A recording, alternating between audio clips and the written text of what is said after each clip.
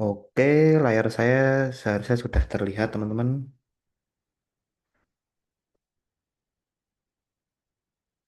Oke, semuanya.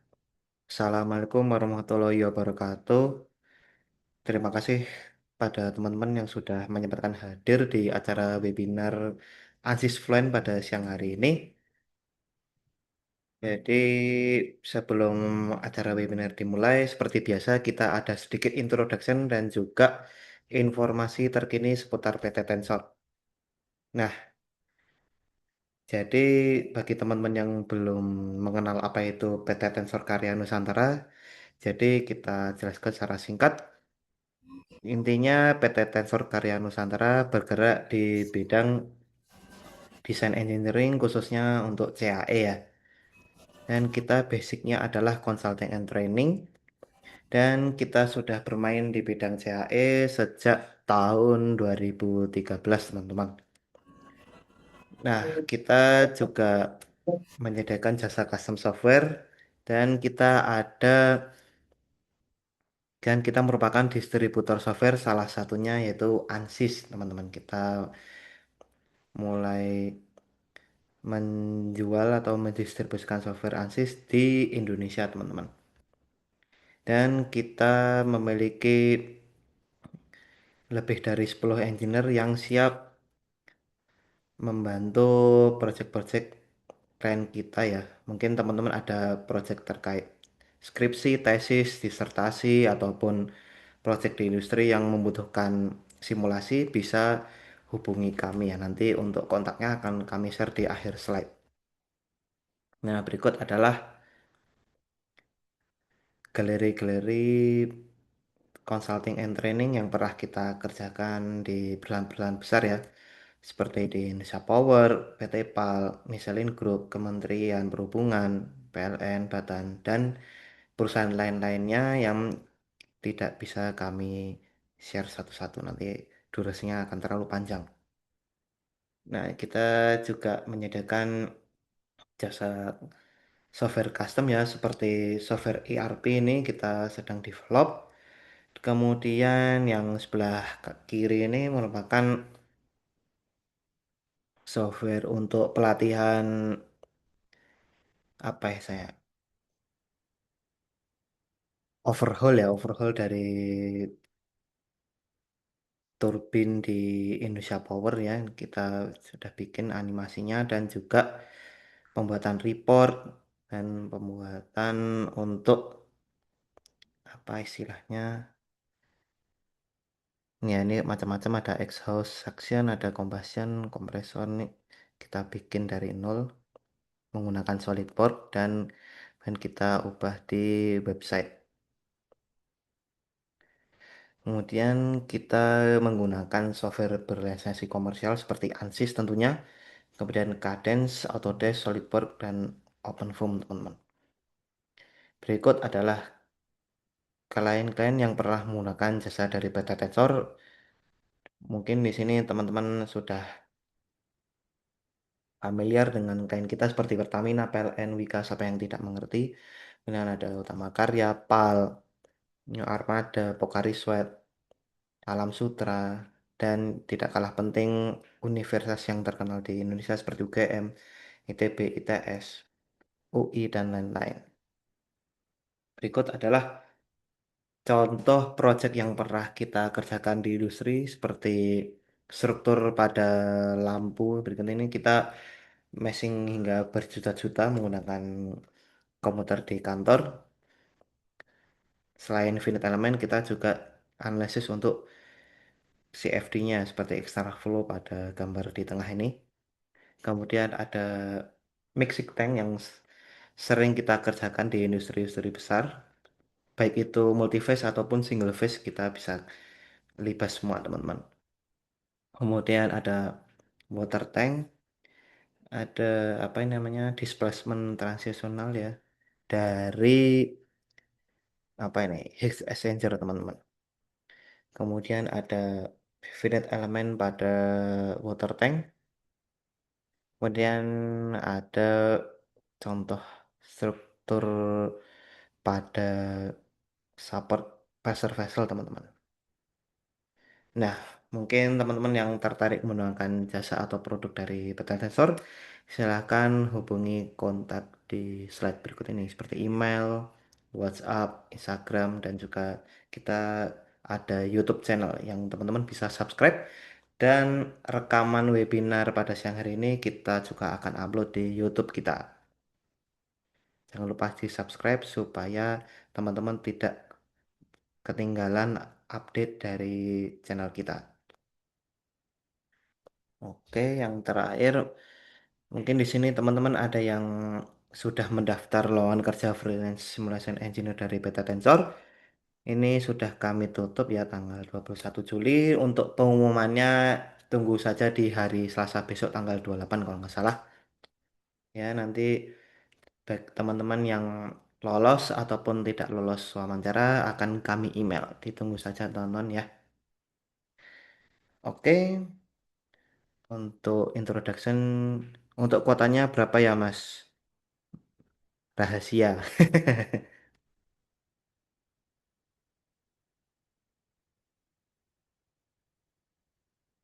Oke, kita langsung saja masuk ke acara inti. Kita akan masuk ke webinar ASIS Fluent pada ruang HVAC yang akan dibimbing oleh teman saya, yaitu Mas Muhammad Fahri Zulfikar, selaku Application Engineer dari PT Tensor. Monggo Mas Fahri bisa langsung ambil alih. Oke, terima kasih Mas Daris. Eh, Selamat siang semuanya. Terima kasih sudah menyempatkan waktunya ya. Saya langsung share screen aja. Share screen. Ya. Sip, harus sudah kelihatan. Oke, ini saya udah prepare lah ini ada eh, yang udah selesai gitu simulasinya. Cuma ini kita akan mulai dari awal ya. Jadi untuk ANSYS itu saya biasa menggunakan ini untuk Fluent ya, Fluid Flow, Fluent with Fluent Meshing.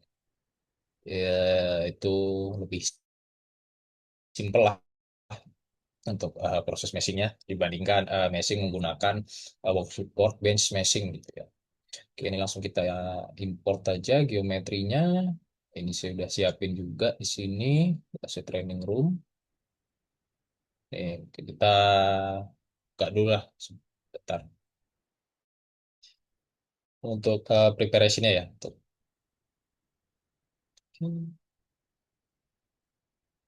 Nah, karena ANSYS terbaru ini itu cuma support dua ya, Discovery sama Design Modeler. Jadi di sini saya pakai Discovery. Dan Discovery itu lumayan berat sih di apa CPU. Jadi agak lama untuk ngebukanya.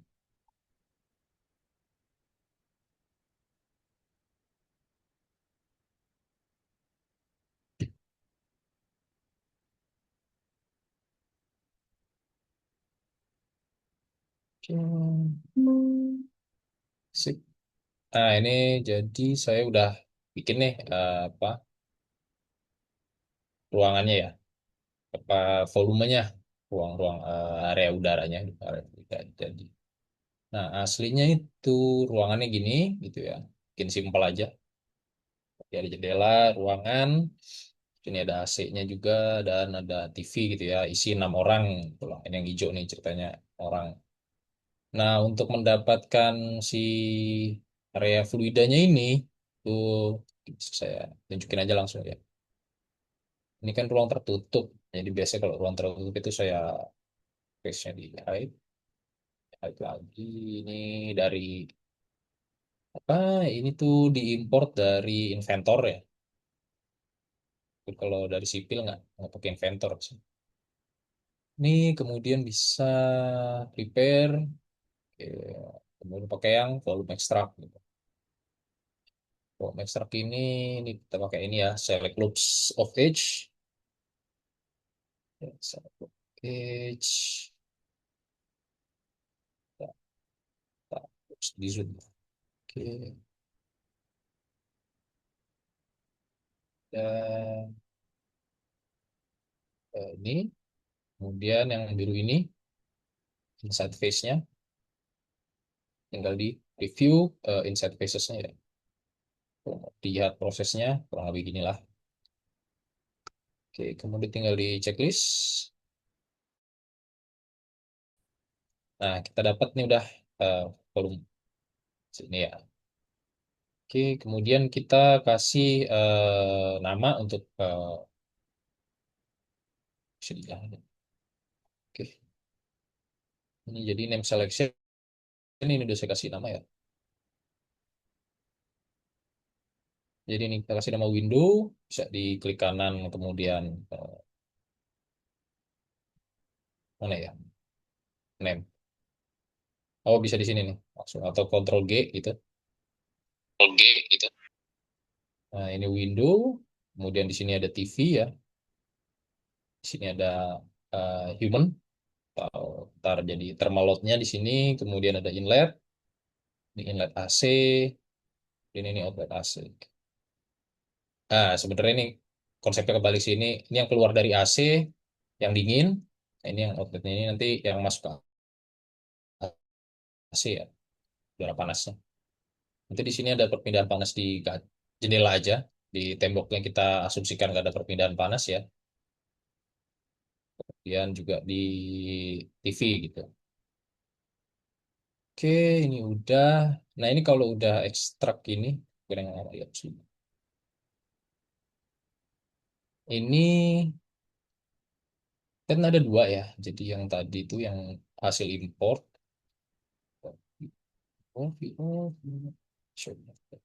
Ini yang hasil import dari inventor dan yang si hasil ekstrak volume. Nah, jadi ini jangan lupa di exclude from simulation nih. Jadi nanti ketika di meshing dia nggak ada. Jadi kita uh, uh, cukup mensimulasikan si area fluidanya aja, nggak perlu yang area solidnya. Itu untuk mempermudah apa namanya simulasinya sih nanti gitu. Tinggal di close. Nah, ini dia udah saving otomatis ya. Kemudian di bagian mesh, saya bisa pakai ke milimeter sih unit. Kemudian tinggal di double klik precision. Ini jumlah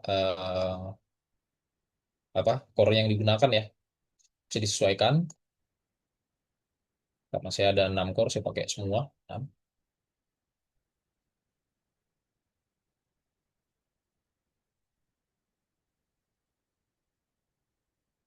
Oke.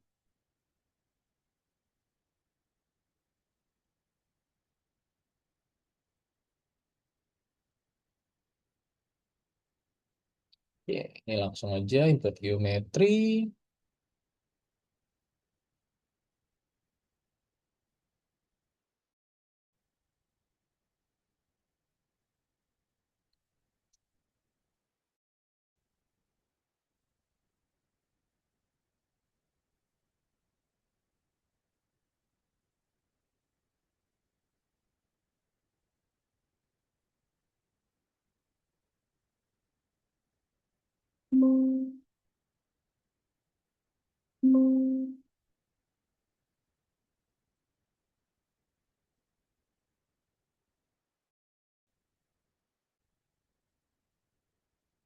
Oke, ini udah geometri ya. Ini udah terpisah tadi sesuai yang kita berikan nama ya. Adalah ini umum tadi, terus ini yang TV ya. Hmm. Oke. Oke, add local sizing. Nah, ini kalau perlu local sizing gitu ya, misalnya refinement atau apalah untuk mesh-nya, itu bisa digunakan yes, bisa dipilih nih. Bisa by face size, body of influence, dan lain-lain. Cuma karena di sini nggak perlu, jadi ya tetap no aja. Klik. Kemudian generate the surface mesh. Nah, di sini kan ada ini ya, kotak-kotak merah nih ya. Nah, ini tuh relatif ukuran relatif terhadap ini si maksimum size. Saya set 150. Nah, ini segini ya. Dan ini kan kecil-kecil nih, 4 kita set di 50. Minimumnya 50. Jadi minimumnya dia akan seukuran ini, maksimumnya seukuran ini. Kita cek surface mesh. Jadi ada previewnya lah ukurannya sebesar apa.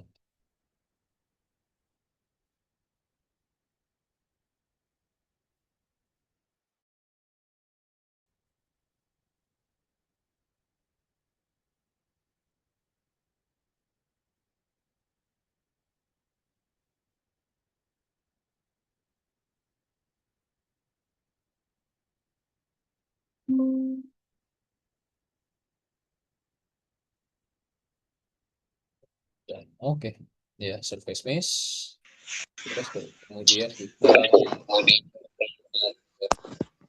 describe si geometri.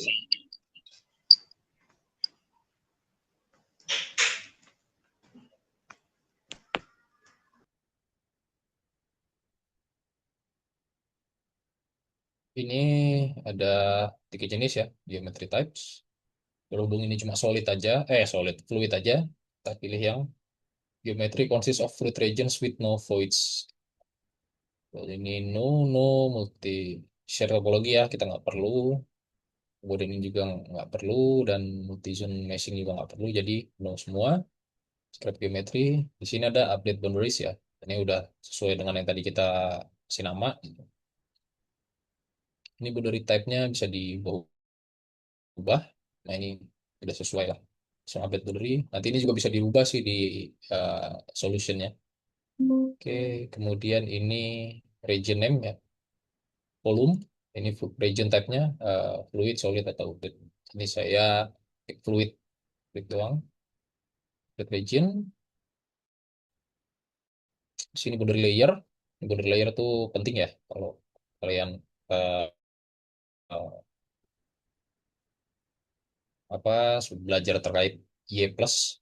Nah ini boundary layer nih perlu itu. Ini mungkin terlalu kecil juga. Biasanya di atas 10 lah boundary layer. Cuma untuk ini saya bikin dua aja. Boundary layer, smooth transition, kemudian generate volume mesh. Saya default aja. Nah, kenapa saya pakai meshing si Fluent? Itu karena dia akan menyesuaikan sesuai standarnya ANSYS Fluent gitu ya. Jadi dari mesh quality-nya itu sudah eh, di batas minimumnya lah. Ini bisa kita cek. Nah, ini ada stair stepping ya. Nggak masalah sih stair stepping gitu.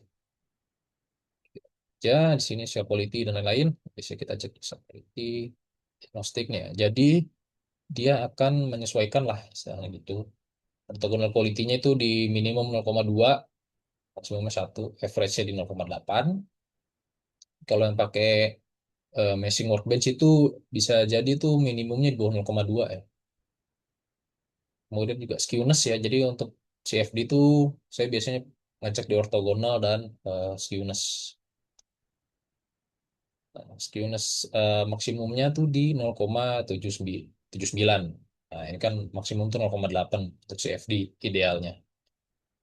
Minimumnya di sekian. Oke, udah oke. Kemudian ini secara meshing gampang gitu ya kalau pakai uh, Fluent Meshing. Bisa langsung ke switch to solution. Yes.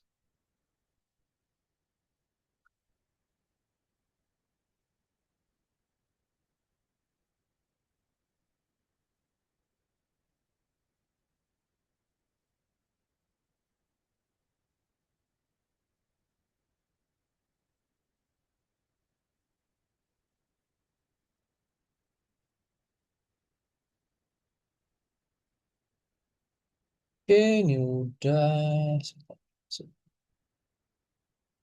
Oke, jadi ini ya udah semua.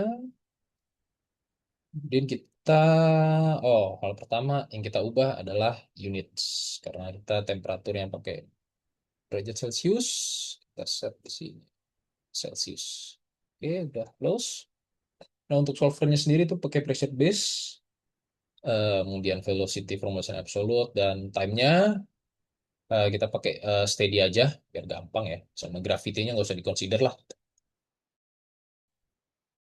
Kayaknya nggak terlalu pengaruh sih realnya untuk efek gravity. Oke, kemudian untuk model. Nah, sebelum kita lanjut ke model, biasanya saya cek di ini sih, mesh ini bisa dicek. Nah, biasanya kalau nggak ada muncul error, nggak ada apa ya, fine lah gitu, aman. Checking mesh, not bla bla bla bla, nah gitu loh. Ini biasanya kalau nggak ada warning-warning nih aman lah. Oke, kemudian di model ya, kita aktifkan energi, push on. Kemudian viscous model, nah ini bisa menyesuaikan sih ya, karena ini apa? Ruangan aja biasanya bisa pakai kapsilon gitu. Kalau pakai kapsilon nanti simulasinya cenderung lebih cepat lah. Cuma memang near wall treatmentnya sama kapsilon itu mesti disesuaikan lagi. Atau kita bisa pakai default K Omega SST itu sedikit lebih lama. Tapi karena ini simple, jadi apa namanya nggak terlalu pengaruh lah computational time-nya nanti. Kemudian materialnya sini bisa kita set. Nah, di sini sudah secara default itu adalah udara ya. Ini density dan lain-lain kita set konstan aja. Mungkin kalau kalian mengconsider buoyancy itu ada di business view, business, ya itulah, atau ideal gas, or whatever lah kalian merefer kemana. Solidnya kita nggak pakai. Sini cell zone-nya ya, cell zone condition, fluid. Nah, ini tadi zone name-nya, ini dan lain-lain nih. Ini ada 3D fan zone, laminar zone, source term, yang kita nggak pakai. Ini default aja. Kemudian di boundary conditions. Oke, boundary conditions. Ini kita set inlet ya. Nah, ini supaya gampang. Oke, kita cuma adjust di temperatur dan si velocity magnitude-nya. AC kan biasanya paling 18 derajat Celcius lah keluar dari AC. Nah, kemudian di sini eh, velocity specification method, velocity specification method itu bisa magnitude, eh, normal to boundary, komponen atau magnitude and direction. Nah, kalau yang normal to boundary, maka dia arah alirannya nanti ya normal normal normal to boundary apa normal terhadap phase-nya ini ya tegak lurus lah gitu. Atau kan bisa ubah ke magnitude and direction. Ya, misalkan kalau AC gitu kan kayaknya umumnya di ke atas ya atau sejajar lah gitu nggak diarahin ke bawah. Ini X, Y, Z komponennya ini bisa disesuaikan dengan si axis yang di sini. Kita set di in satu ya. Jadi ke kanan gitu. Ini 00. Jadi flow-nya nanti eh, paralel terhadap axis Z. Kemudian velocity magnitude mungkin 8 meter per second lah gitu. Tadi thermalnya udah 18 apply. Terus kemudian ini outlet. Outlet ini nah bisa pakai ini aja sih absolute. Kemudian gauge pressure-nya di 0 Pascal. Oke. Terus, ya ini untuk yang wall ya. Ya, tadi bisa ada human gitu. Kita pakai thermal, mungkin heat flux, ya, jadi sekitar 60 watt per meter segi. Kemudian TV,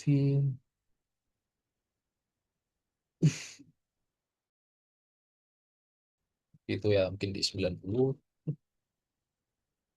Ini ini tuh yang hijau ini nih. Ini kita asumsikan gak ada perpindahan panas lah ya keluar. Biar simple aja gitu di proxy 0. Kemudian window. Nah, dari jendela ini kita mungkin asumsikan konstan temperatur lah ya. Yang di 25 derajat Celcius gitu. Apply. Oke, sini udah semua. Kemudian di sini ada metode. Nah, metode ini, oke, ini bisa pakai Ini bisa disesuaikan dengan paper, coupled, simple, simplex atau piso.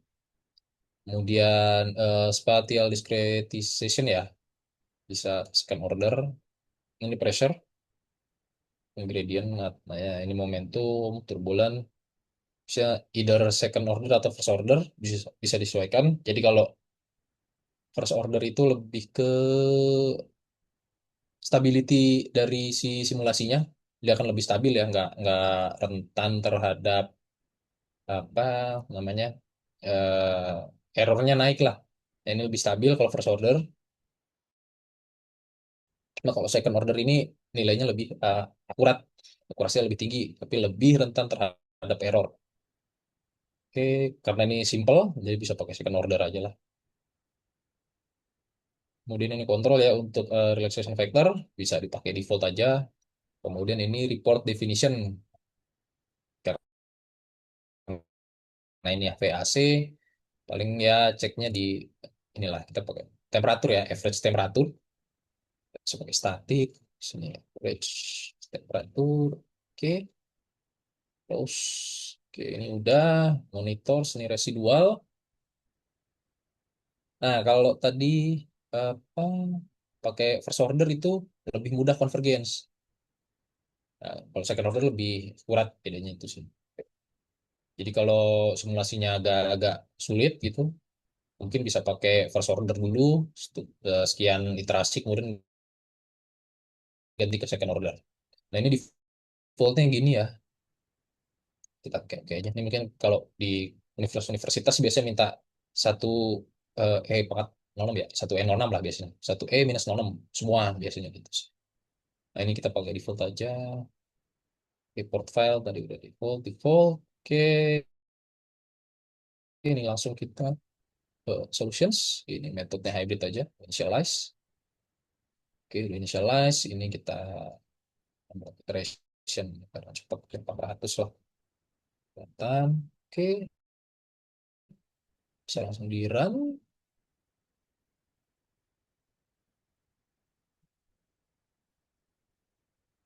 Nah, kalau steady state itu biasanya patokannya adalah ketika si grafik ini nih dia udah mulai landai gitu ya. Ini apa sih saya average temperatur kan. Biasanya saya patokannya tuh velocity, temperatur sama pressure. Kalau udah landai gitu nggak ada perubahan berarti udah bisa dikatakan udah steady. Nah, ini untuk scale residuals ya. Bisa turun terus. Ini ini kadang grafiknya nggak sesuai sama angka di sini sih. Jadi lebih enak lihat angka yang di konsol ini.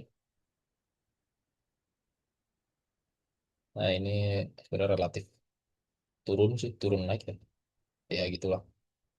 Nah, continuity ini biasanya kalau dari awal udah cukup bagus ya mesnya, dia nggak ini sih cenderung flat lah gitu, nggak nggak bisa turun lah. Kecuali emang initial conditionnya tadi jelek, nah, itu baru agak dia dia bisa turun. Cuma kalau ini biasanya ya konstan aja sih ini.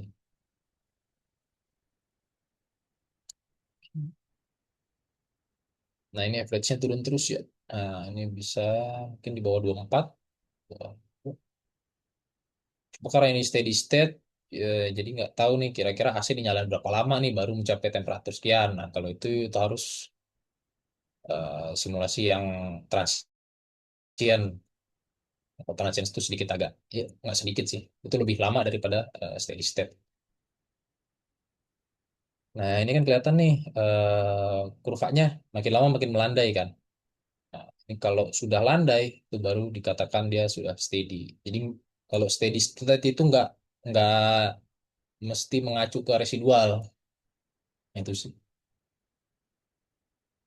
Di sini masih banyak yang mengacu ke residual ya. Residual di bawah berapa, kemudian diasumsikan steady udah tunak gitu ya. Padahal realnya tuh ya mengacu ke ini, plot ini gitu. Nah, mungkin kalau ada yang bingung apa sih residual gitu ya. Sebenarnya residual itu selisih sih antara inlet dan outlet. Oke, misalkan plus sini. Nah, ini total mass flow rate. Oke, total mass flow rate. Kita compute ya. Nah, ini ada selisihnya nih. Ada lebih lah gitu ya. Nggak, antara inlet dan outlet itu nggak sama gitu. Nah, inilah yang menjadikan si residualnya. Cuma kalian kalau biasanya bisa dihitung nih selisihnya cuma berapa persen. Bisa dihitung lah ini selisih berapa persen. Kalau di bawah 5% tuh biasanya udah dikatakan oke lah gitu. Ini total heat transfer rate. Ini ya, minus 395.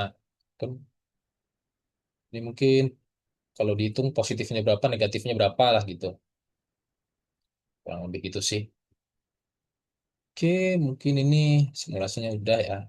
Ini anggaplah udah steady, anggaplah ini udah steady gitu. Oke, kita bisa lanjut ke post processing.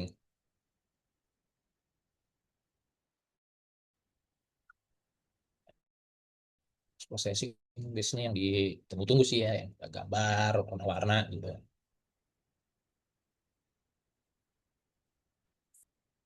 Nah, processing mungkin misal yang mau dilihat itu kita bikin plan dulu lah, bikin dua dimensi dulu, plan YZ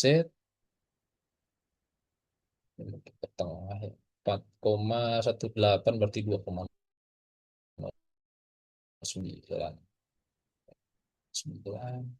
mulai. Nah, anggaplah yang di tengah ya. Oke, kemudian kita bikin kontur, pressure, temperatur, harusnya kita specify ya. Tadi kan paling kecil kan 18 tuh, ya nggak mungkin di bawah itu. Kemudian mungkin maksimumnya di 40 lah. Mulai, whoops, salah triplan ini. Nah, kurang lebih begini temperaturnya. Jadi memang tadi kan average di 20-an ya. Average di 20-an, 24 gitu. Bisa melihat velocity, spinya lokal aja. Nah, ini kayak begini nih, apa flow-nya gitu, paralel gitu ya, misalkan. Yang kita kan tadi nggak consider gravity ya, misal gini. Kemudian, oke. Jadi yang tadi saya bilang ya, komponen itu tadi ini kan kalau normal, flow-nya normal tuh dia ke sini sih. Ya, nanti karena kita set Z doang, jadi dia bener-bener paralel gitu. Itu bisa kalian adjust tuh. Misal agak ke bawah dikit, berarti tadi ada Y-nya kalian isi berapa itu. Kemudian ini bisa dicek juga, misal volume rendering, mau lihat pressure gitu. Seberapa pressure 33 Pascal, 18 ya, kayaknya harusnya di reverse nih transparansinya.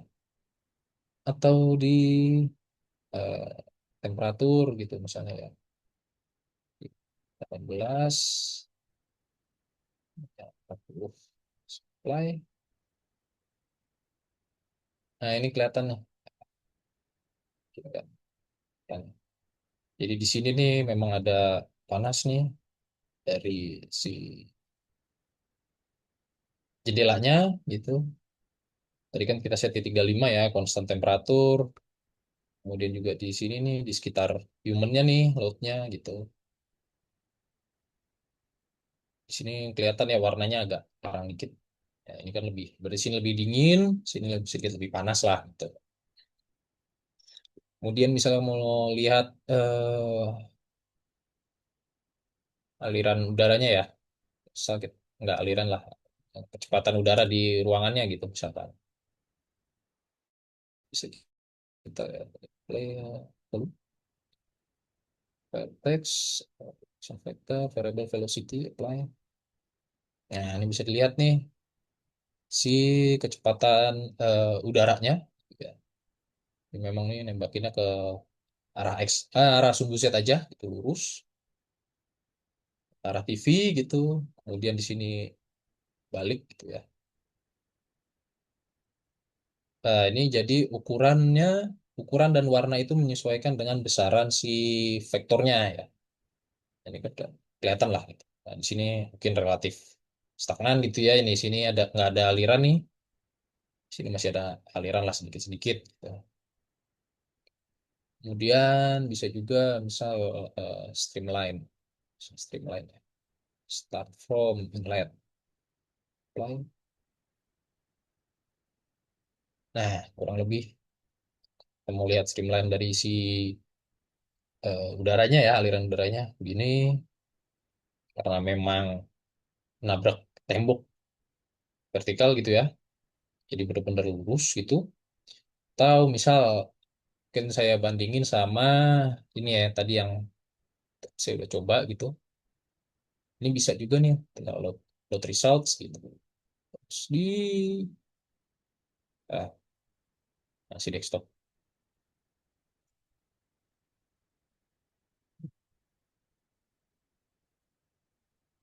Hmm, F1 jangan sih. Terus,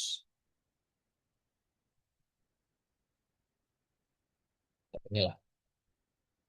Oke.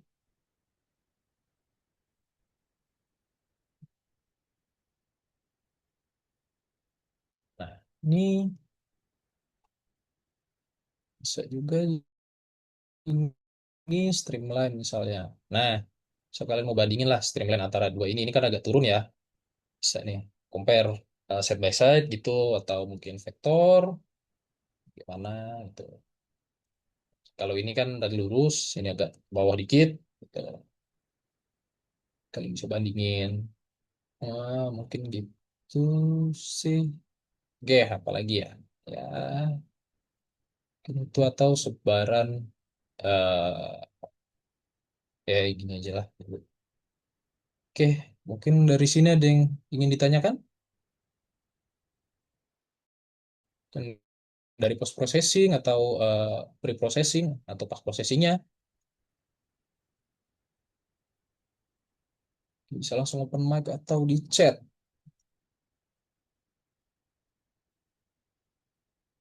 Itu komparasi file punya siap file siapa Pak? Oh ini file saya sih. Saya bikin sebelumnya saya bikin ini terus tadi bikin lagi agak beda lah gitu. Nah ini bisa di compare nih kalau ya apa kalian running beberapa simulasi gitu.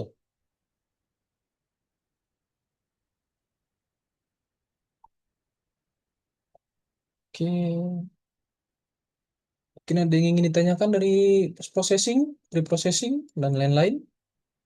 Oke, ini file geometrinya bukan STP ya. File geometrinya ah, bukan. Tadi saya pakai Inventor sih bikinnya.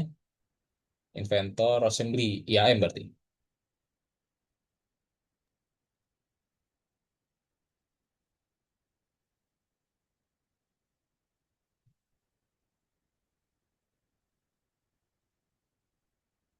Komisi untuk menguji validasinya apakah tidak perlu di mesh convergence? Perlu. Perlu untuk mesh convergence itu perlu. Itu hal paling mendasar dari simulasi CFD. Oke. Mesh convergence atau saya biasa nyebutnya grid independency test. Nah, itu bisa di search di Google. Oh, biaya training di PT Tensor berapa, Pak? Mungkin bisa langsung kontak ke nomor yang tadi ya, Mas Daris. Mungkin bisa dibantu, Mas, di nomor kontaknya di chat, di kolom chat. Perbedaan format STP dan IGS apa, Mas? Eh, Sama aja sih, dua-duanya disupport sama ANSYS, setahu saya.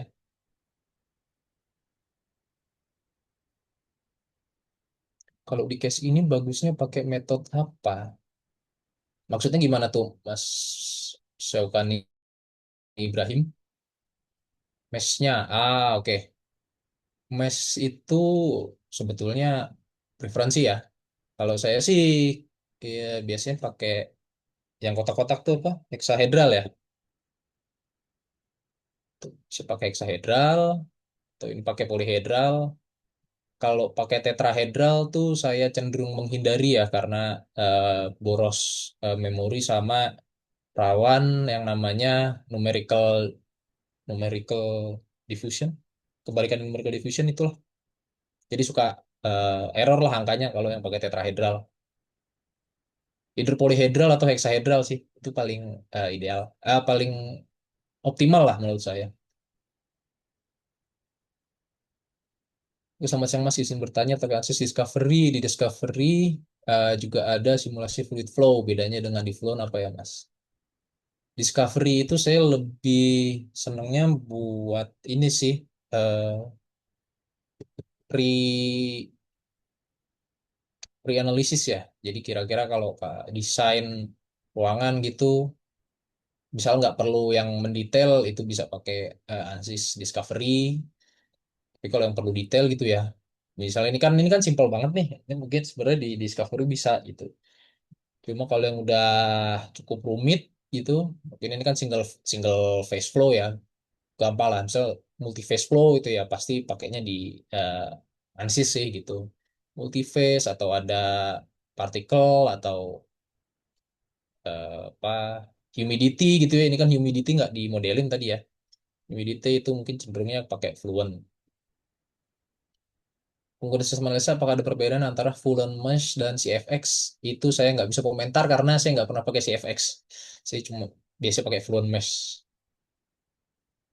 Oke. Berarti sekarang sudah nggak support Space Claim untuk prepare ya Pak? Setahu saya Space Claim udah nggak ada sih ANSYS ya. Nah ini cuma ada dua nih, Discovery sama Design Modeler. Ini saya pakai ANSYS itu yang 2026 kalau nggak salah, atau 2025 lah gitu. Jadi memang space claim tuh udah mulai dihilangkan demi discovery. Berarti Mas untuk geometri pakai inventor Vali PT atau assembly ya? Saya pakai assembly sih. Dipastiin aja nggak ada gap-gapnya sih. Nah itu fungsinya discovery tuh kalau ada gap-gap itu masih bisa di prepare tuh di discovery gitu.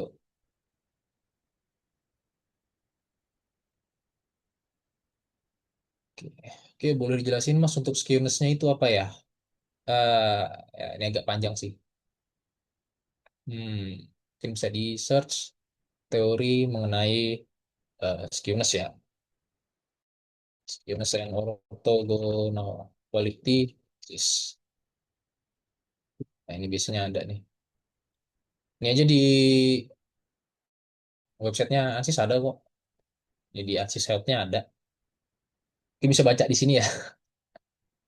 Nih, saya kurang bagus lah untuk saya kurang bisa menjelaskan skewness. Nah, tapi idealnya ya ini ada dijelaskan ya. Eh, Value skewness. Skewness makin kecil makin bagus lah gitu. Nah, untuk si ANSYS Fluent ini standar skewness-nya itu ada di range ini. Ini kalian bisa search saja sih skewness and orthogonal quality SIS gitu. Ini di ini di buku manualnya ANSYS nih, di PDF manualnya ANSYS. Jadi untuk skewness itu di bawah berapa sih? Di bawah 0,8 ini batasnya di 0,8 sedangkan untuk orthogonal quality itu batasnya di 0,2. Ini sangat teoritis, jadi kayaknya nggak cukup kalau saya jelaskan di webinar.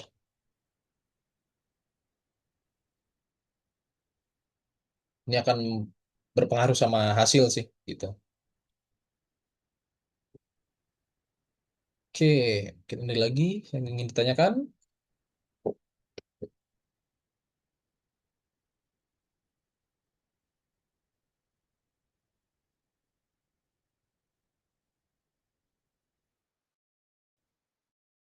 Kita masih ada waktu 15 menit. Mas, kalau mau simulasi arah AC-nya gerak naik turun real time apa bisa? Itu bisa pakai UDF namanya kalau nggak salah. Jadi ada, tak saya tunjukin. Di setup tuh pakai UDF tuh kalau yang naik turun real time tuh. Jadi nanti ada fungsi tadi ya, nilai.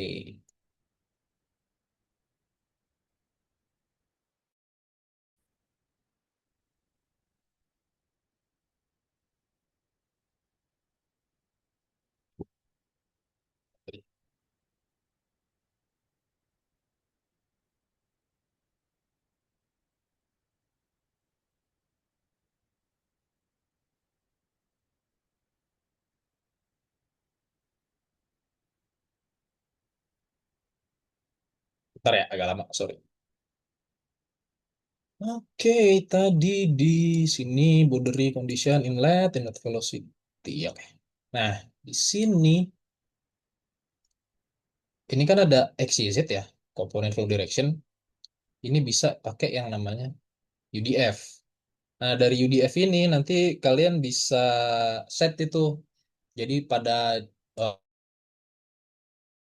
eh, waktu sekian nilai Y komponen flow directionnya berapa, waktu sekian Z flow directionnya berapa, itu pakai UDF. Bisa sih kalau gerak gitu. Tapi memang harus yang simulasi transient. Tuh. Kalau yang steady state gini sih nggak bisa.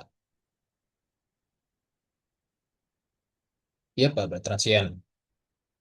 Oke, Mas Sitorus.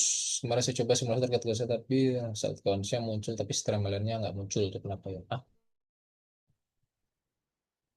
Streamline. Streamline kan di sini ya. Ini streamline. Coba dipastiin eh, pointsnya, samplingnya sama si inletnya ini. Nah, ini dipastiin dulu lah. Ini harusnya oke sih. Tuh. Oke. Saya pernah juga itu Mas pas coba naikin mesh di inlet. Wait. Gimana? Result counternya muncul, tapi streamline-nya nggak muncul. Muncul lagi streamline-nya. Nah, masih ini kan. Streamline ini kan. Oh ya, ini dipastiin ya. Equal space atau vertex. Saya pakai vertex atau reduction factor. Ini bisa diotak-atik nih di sininya. Kemudian directionnya forward, backward, dan forward and backwards. Karena hasilnya bisa beda gitu.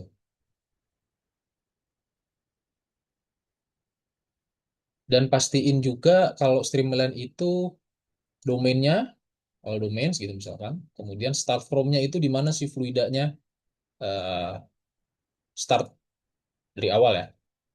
Atau kalian bikin plan di sini, misal kayak tadi ini plan nih. Ini plan ya, start from plan,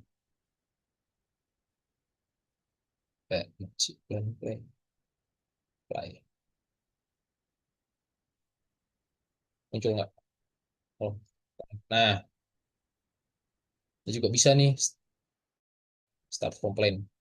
Directionnya forward and backwards. Itu sih paling gampang ya tadi start from-nya dari eh, inletnya itu pasti ada. Oke, biasanya. Ceritanya kalau di steady untuk mengetahui konvergensi dilihat di plot grafik hasil bukan di residual. Kalau di transient itu untuk mengetahui konvergensinya di mana ya Mas? Transient itu idealnya nggak ada konvergensi ya, idealnya. Jadi kalau transient itu dia umumnya grafik residualnya tuh repetitif, kayak kayak mata gergaji gitu loh. Biasanya gitu sih kalau konvergen apa kalau di transient sama residualnya tuh nggak tiba-tiba naik lah gitu. Oke, berarti bedanya sama dynamic mesh. Perbedaan dynamic mesh tuh setahu saya meshnya berubah-ubah mengikuti suatu parameter deh. Either kecepatan, velocity atau apa itu mesh ukuran meshnya bisa berubah-ubah tuh dynamic mesh. Oke, next webinar mungkin nanti diinfoin sama Mas Daris ya, kapan dan materinya apa. Saya tadi cuma nggak muncul, kebetulan saya bahas kenyamanan thermal di gedung padel indoor. Ya mungkin bisa dilihat, dicari lah tutorialnya terkait ini ya, Streamline, atau tinggal buka manualnya ANSYS aja sih. Namanya engineer kan harus rajin-rajin buka manual ya. Cara simulasi di Play gimana Mas biar kelihatan natural alirannya? Bisa nggak ya? Saya jarang banget sih pakai itu animasi-animasi gitu tuh karena nggak penting-penting banget sih. Cuma ini aja. Kayaknya di Streamline. Terus ini lupa saya. Kalau steady, kalau transient bisa sih, cuma steady itu seingat saya bisa, tapi saya lupa di mana. Jarang banget pakai itu, nggak terlalu ngaruh. Kalau mau tahu berapa lama suhu yang dibutuhkan mendingan ruangan tersebut, jika suhu bisa dengan cara tadi atau lebih kompleks, Mas. Bisa, tapi ini ya, kalau misal mau tahu berapa lama nih butuh sampai target temperatur dengan simplifikasinya, itu bisa di set di solvernya di transient. Saya contoh, soal transient. Nah, itu di adjust lagi nih time step-nya gitu. Jadi misalnya bisa bisa per 1 detik gitu kalkulasinya, number of time steps. Nah, itu. Itu kalau mau tahu eh, waktunya untuk mencapai target temperatur gitu. Bedanya itu aja. Steady itu kita mau secara gampang lah. Ini kira-kira dengan pendinginan sekian sanggup nggak gitu. Cuma berapa lamanya itu nggak dihitung. Kalau transient, nah itu dihitung tuh berapa lamanya. Sekian tik gitu misalnya. Saya butuh 3 menit, 5 menit gitu ya. Tapi ya nggak akurat-akurat amat sih karena simplifikasi kan untuk AC-nya. Itu kalau aslinya AC-nya dimodelin juga agak lama sih tuh. Oke, masih ada waktu 8 menit. Nah, ada yang ingin ditanyakan lagi.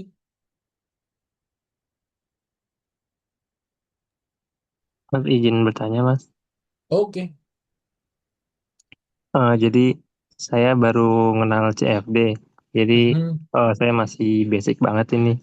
Untuk pemula kan saya udah install yang ANSYS 2024 ini. Cuman tadi pas saya lihat awal-awal webinar ini langsung tiba-tiba punya apa tuh gambar modelnya. Itu jadi awalnya itu langsung ke ANSYS atau ada software tersendiri yang untuk model apa tuh tadi eh bentuknya, Oh, geometrinya. Nah, oke. Saya tahapannya biasanya, gitu ah, tips-tips untuk pemula. biasanya pakai Inventor sih kalau saya. Jadi either pakai SolidWorks atau Inventor ya. Kalau backgroundnya mechanical engineering, biasanya familiar sama itu. Nah, dari Inventor atau SolidWorks itu kan biasanya yang dibikin solidnya ya. Temboknya lah, mejanya, apa segala macem. Nah, dari situ di ekstrak volume pakai Discovery. Nah, ini yang dipakai ini istilahnya negatifnya lah gitu. Area fluidanya, bukan si area solidnya gitu. Jadi mungkin kalau untuk ekstrak, gimana cara ekstrak volume, bisa search tutorialnya di YouTube tuh banyak. Either pakai Discovery atau pakai Space Claim itu ada. Bisa dicari di YouTube itu. Banyak kok. Gampang lah itu. Oke, berarti untuk permodelan pakai Inventor terus SolidWorks ya. Iya, biasanya sih. Ya kalau Baru hmm, habis itu langsung ke ANSYS-nya. ya. Cuma kalau mau pakai si desain modeler juga silahkan kalau sanggup belajarnya. Susah banget itu. Ya, saya masih pemula banget ini masih meraba-raba. Ya, pakai Inventor atau Hmm. SolidWorks terus ke ANSYS gitu aja sih. Paling simpel itu. Ya, soalnya kan saya rencana nanti mau tugas akhir saya kan ini di area workshop kan banyak kayak asap-asap metal fume gerinda gitu-gitu, welding fume. Jadi saya mau buat permodelan ini aja sih. Apa pergerakan udara kontaminan itu. Ah, Hmm. lumayan susah sih. Oh susah ya. Waduh. Lumayan sih. Ya, karena itu dua fluida kan, udara dan si kontaminan situ. Nah, kontaminan situ bisa pakai uh, discrete particle method atau pakai volume of fluid, banyak lah metodenya gitu. Nanti kalau mau dikonsultasiin bisa kontak nomor yang dikasih Mas Daris tadi sih. Tuh, itu lumayan Siap. sih. Tergantung simplifikasinya dan seberapa target akurasinya. Oke, siap-siap. Makasih, Mas. Oke. Supaya modelingnya di mana ya Mas? Supaya mesh-nya lebih rapih. Mesh-nya lebih rapih. Nah, tujuannya apa nih mesh rapih gitu? Karena mesh yang rapih itu belum tentu bagus. Tergantung structured atau unstructured meshing. Nah, kalau si ANSYS itu dia pakainya unstructured meshing. In general, kalau untuk CFD itu nggak perlu structured mesh sih. In general loh ya.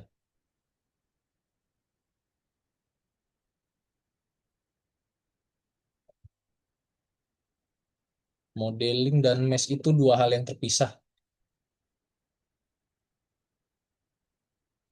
Jadi modeling dimanapun tetap aja hasilnya ditentuin sama eh, aplikasi measure-nya. Kalau mau structured mesh itu bisa pakai workbench mesh, itu bisa pakai yang mana ya? Ini Fluent, yang Fluent biasa nih. Bisa di track.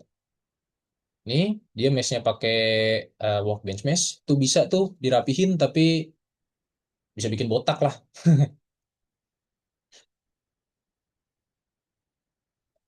Ya, kalau CFD tuh lebih memperhatikan ke skewness dan orthogonal quality-nya aja. Itu sih, bisa nggak terlalu ngaruh ya. Yes. Selamat siang Pak. Yuk, kita masih ada Baik, waktu 3 menit, Pak, mungkin last question nih. Hah? ya Pak ingin tanya untuk penggunaan boundary layer ya, tentang boundary layer. Oke.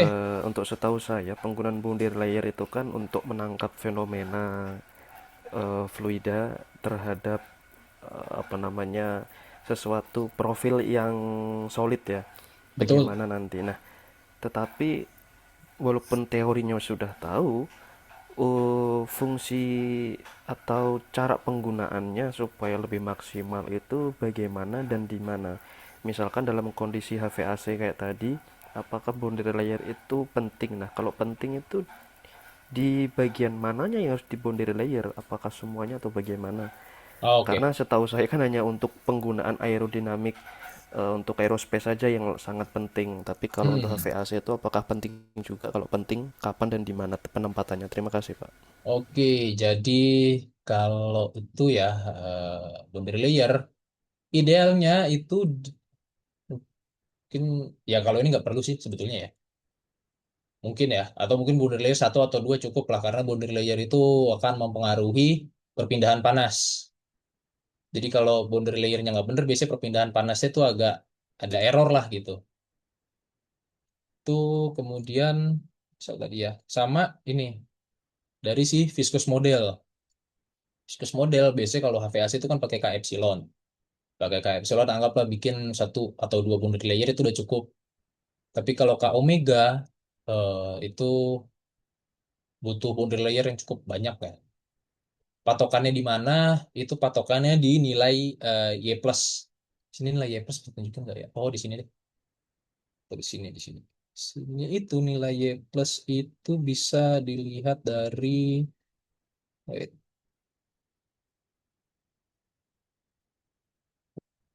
bentar, saya hapus dulu.